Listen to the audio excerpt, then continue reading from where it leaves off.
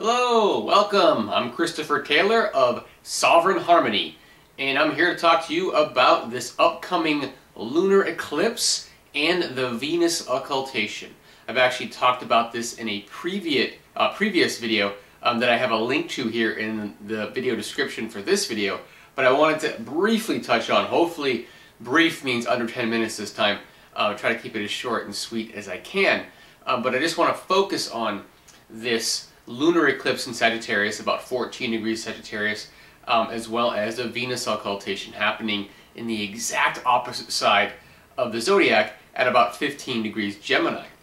So Gemini and Sagittarius being opposite signs. Okay, so we have a lot of activity going on in the Gemini-Sagittarius realm, and this isn't new because this has been going on here. We had the Venus retrograde in Gemini, which started back in the middle of May, and then immediately following that, on May 20th, we had the solar eclipse at 0 degrees Gemini. That was, if you got a chance to see it, it was pretty spectacular here on the West Coast.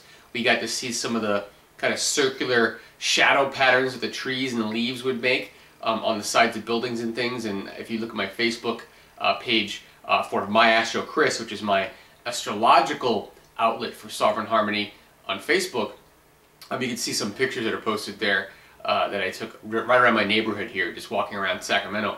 And so pretty interesting stuff, but you know, astrologically, I do want to focus in on the significance of this stuff. So we're through that solar eclipse that happened here at 0 degrees Gemini. We're in the middle, literally in the middle of this Venus retrograde. The midpoint literally is when it crosses the sun, when it occults the sun here on Tuesday. Today is Saturday, June 2nd, 2012. On Monday morning will be the lunar eclipse, that's June 4th, at 14 degrees Sagittarius. And on Tuesday afternoon, West Coast time, that's when Venus will occult the sun, or cross over the sun. So Monday and Tuesday, back-to-back days, two very significant events. The Venus occultation, a little bit more significant though. Now, Venus does retrograde every 18 months. That's not abnormal. But it doesn't cross the sun except once every 105 to 120 years, okay? So it happened in 2004 because it does happen in 8-year windows. So we have 2004 in June it happened during a Venus retrograde, and now it happens here in 2012. So that's the 8-year window now. The last 8-year window was 1874 and 1882, and the next one won't be till 2117 and 2125. So most people alive today, unless you're about 4 or 5 years old and you live to be 110 or so from this point forward, aren't going to be alive to see this again. So this is the only, the last shot. We had a shot back in June 2004 to see Venus cross the sun. This is our only other shot in this lifetime. So very, very rare, and astrologically this is extremely significant. So what this all means. So this solar eclipse in Gemini kind of set some things up here, okay? This was about opening up that doorway to just allow things to be released, old ideas. I talked about this in a previous video that's also linked here below in this video description, specifically about that solar eclipse. I won't get too much detail, but essentially it's about releasing.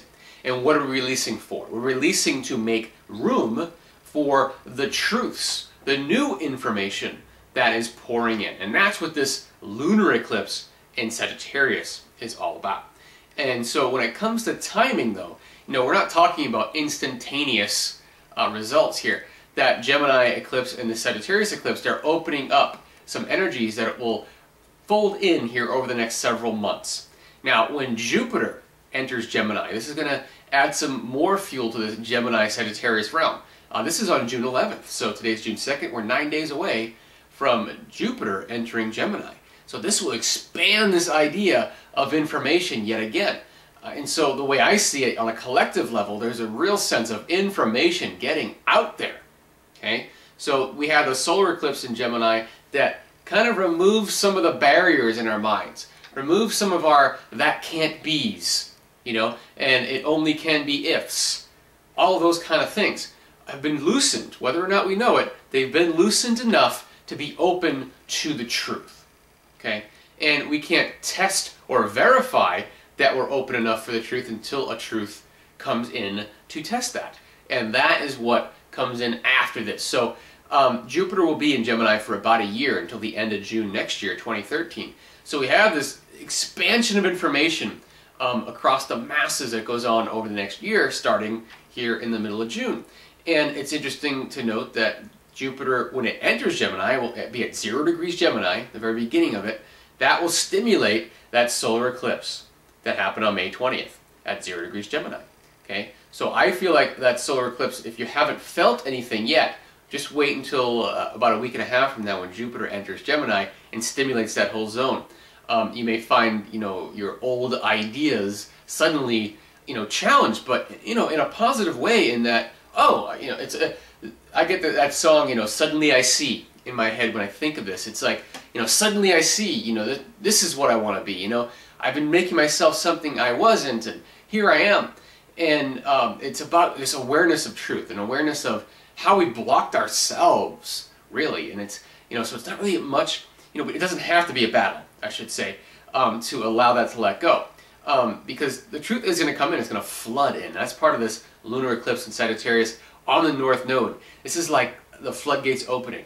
And whatever is to be seen, whatever is, and it will be, okay?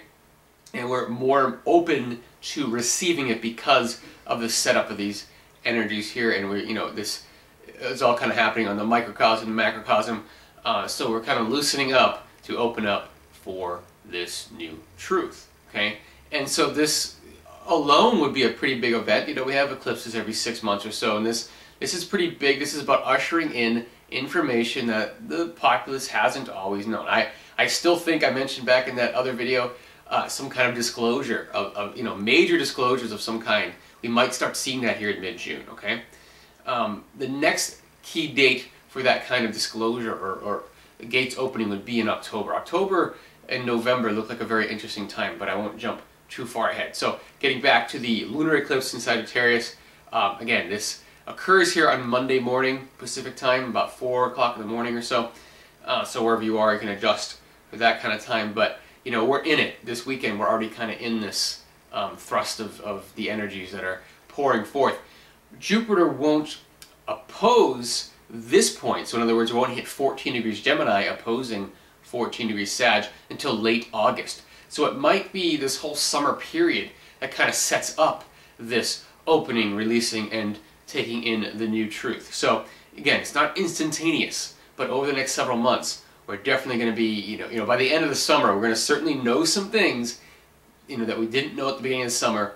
Some big things. I don't want to make it sound subtle. This is pretty big things, big information, things that change the game plan, change the playing field. Not little minor stuff. And so we'll experience this on both a personal and a collective level. So I think collectively there'll be a lot of energy and information exchange going on, but also personally, a sense of how we've limited ourselves in our own lives, and how we can expand beyond those limits. And that's really what this time period is about, is expanding beyond unnecessary limits, or at least limits that maybe were necessary at one time that aren't necessary anymore. That's the key part, is that we're ready for more, ready to expand.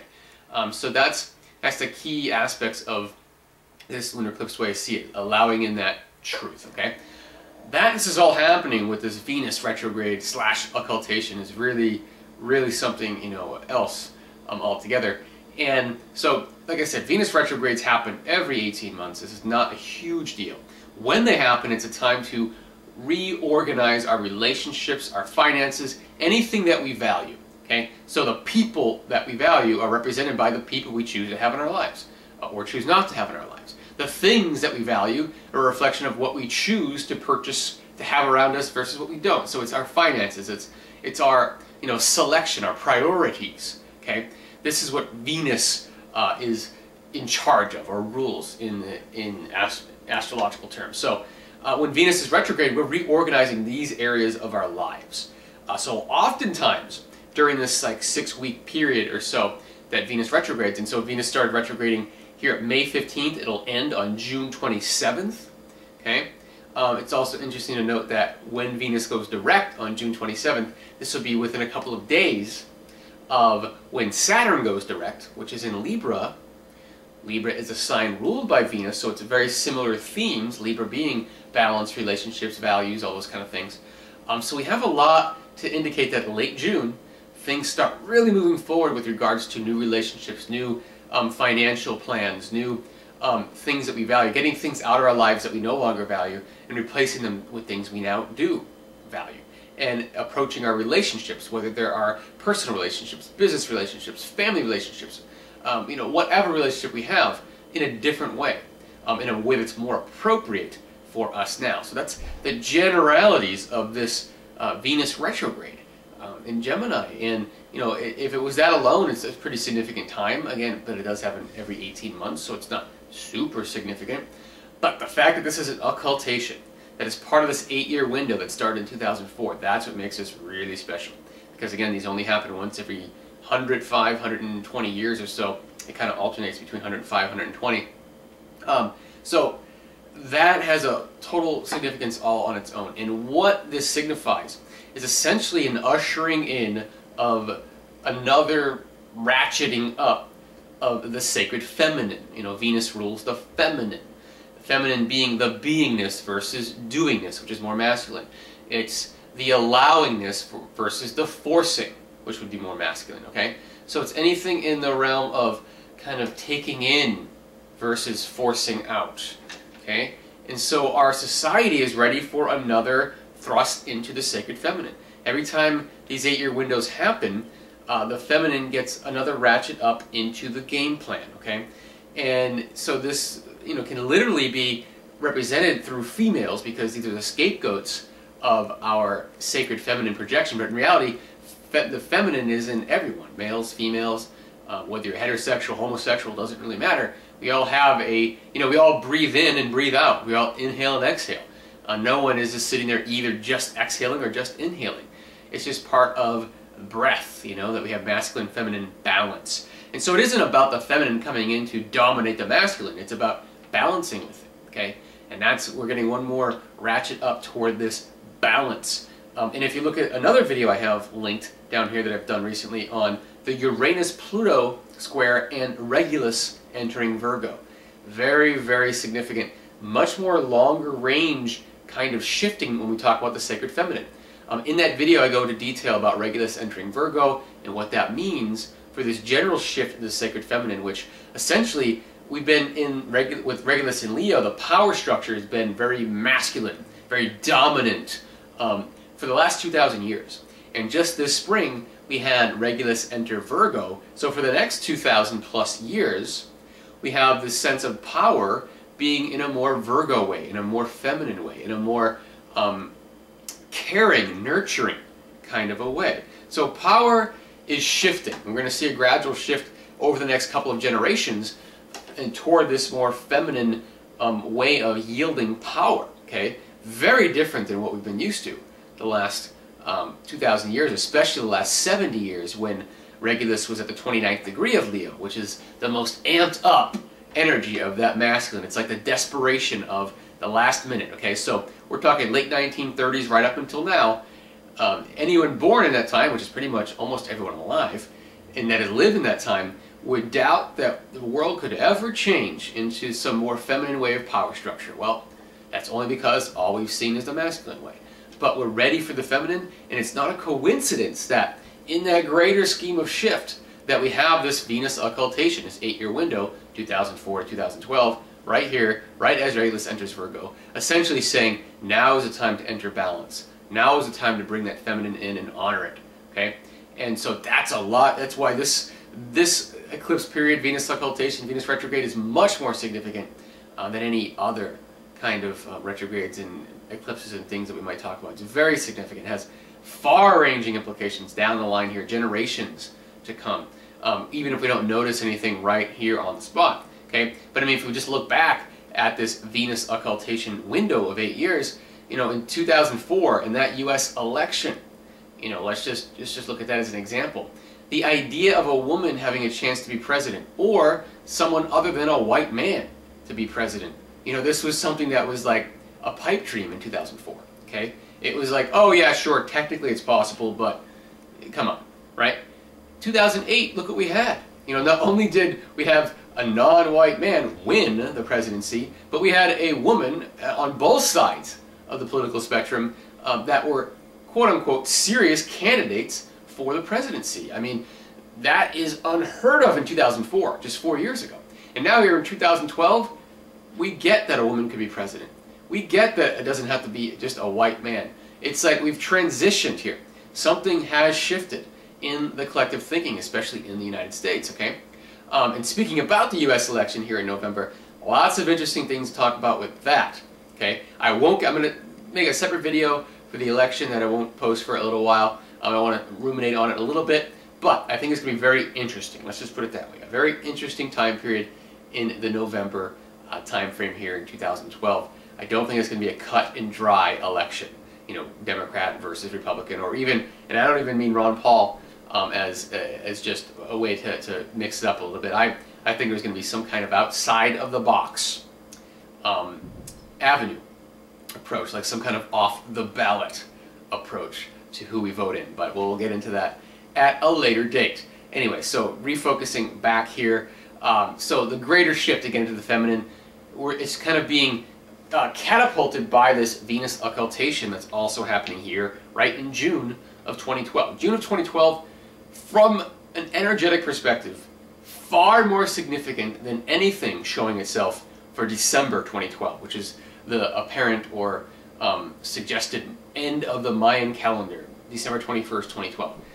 A whole lot more going on right now. We're in the thick of it, okay? And when we look back at this, we'll recognize a lot of the shifts that happen. So again, key dates for this lunar eclipse, though, that happens on Monday. When Jupiter in late August, this could be a flood of information. But again, October is a key date for both eclipses. Early October for the first eclipse that happened back in May, and late October for this eclipse happening on Monday, when Mars will stimulate these eclipse points. And so I think, and this is right before the election, so it's very interesting to me, the information that might come on in, the truth that might come on in, the movements that might be part of maybe an off-the-ballot approach to this election, okay, in my opinion. And so speaking about movements, we think about the Occupy movement, okay?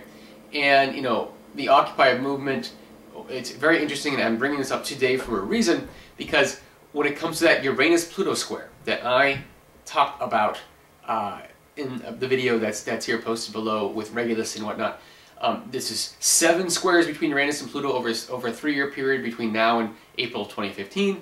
And this is really taking what was planted in the mid to late 1960s regarding social revolution and whatnot, and making decisions about this during this time, this 3-year window. And so look at that video if you want more detail about that. But the first of those 7 squares that Uranus and Pluto will make happens in late June, right at the same time that Saturn is going direct, that Venus is going direct. Late June is a very time to shift kind of point, okay, when things really start moving. And so that first of the 7 squares actually comes within 1 degree orb, which is considered by most astrologers to be the zone of activeness when planets enter that 1 degree zone, when they're within 1 degree of a certain aspect. So Uranus and Pluto enter within 1 degree of a square, a 90-degree angle, tonight actually. Today's Saturday, June 2nd. So this weekend, we're entering into the first of the squares. The last time that Uranus and Pluto came this close to a square was actually, they came close to the 1 degree and they backed off. This was back in September, or late summer, early fall of 2011.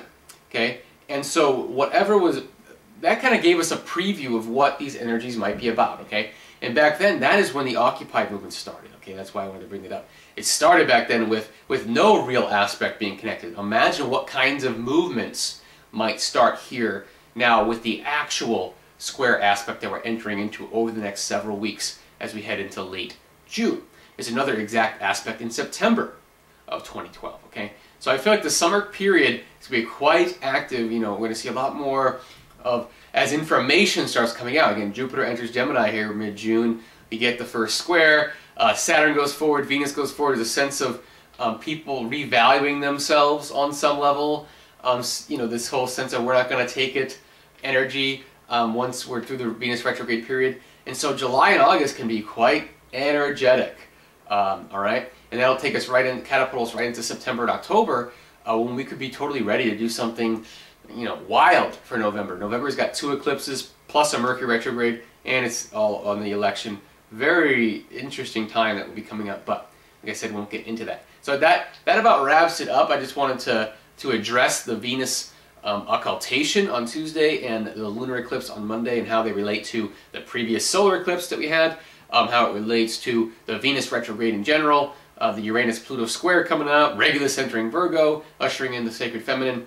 So all this stuff kind of compiling together just to review. But so take note though, you know, we're about to enter this first of the 7 squares of Uranus-Pluto here this weekend. So it's opening up. The time for change is now opening. We're about to usher in the wave, the flood of the lunar eclipse energy, the truth energy that's in Sagittarius, that Sagittarius represents here on Monday. And we're finishing up the 8-year window, the Venus occultation 8-year window here on Tuesday when Venus crosses the Sun. So, you know, we're on the other side of the fence here. Once we get, you know, through the next couple of weeks, we're entering the other side of the fence. And now it's like, once we have our information, what do we do with it? Okay, what do we do with it? You know, truth is only as good as what you can adjust with it. If you know the truth, you know, you got the red pill and the blue pill in the Matrix. Once you take that red pill, you know, can you really convince yourself or anybody else to take the blue pill again? As comfortable as it might have been, taking that blue pill every day, can you really take it? You know, I think it's a lot like toothpaste in a tube. Once it comes out, you can't get it back in. So, with that, we will wrap it up. Again, I'm Christopher Taylor of Sovereign Harmony. You can contact me through my website, sovereignharmony.com or sovereignharmony.biz. I also have an astrology website specifically, which is at sovharmony.com or sovharmonyastro.com. So again, enjoy your weekend. Open up to the changes. The changes are upon us. Have a great day.